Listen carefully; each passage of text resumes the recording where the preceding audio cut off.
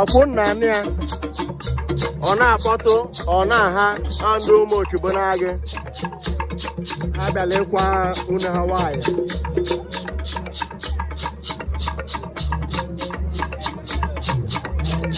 very good music, very good combination. You can see the rhythm of the music,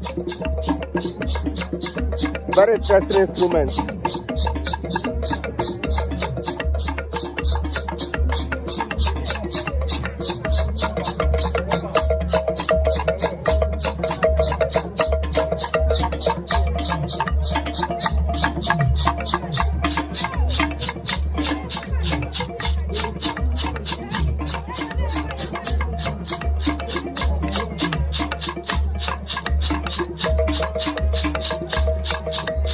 Onye na-abata ọ na-agwa ya ebe ochie abata na-agwa ya ebe ọ nọ na-eche vidio ka ọ na-aga viral ka ndị ọzọ na-ahụ ya.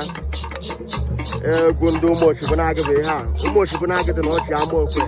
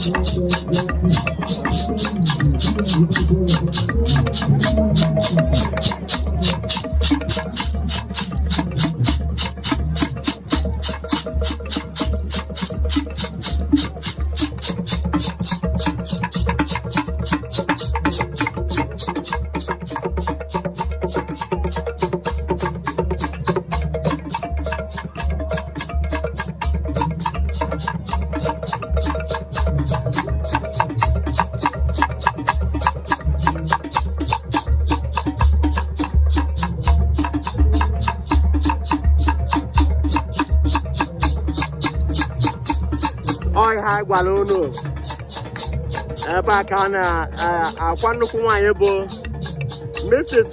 Eucheria eze ebe ọ na-akpọtụ ya bụ ụmụ nwanne ya. Ha ji egwu wee bịa, ha ji mmanya, ha ji ji, ha ji ihe dị iche iche wee bịa akwa unu ha nwaanyị. Ị na-abata life, ị na-agwa ebe iche soro na-agwa ya ebe ị nọ.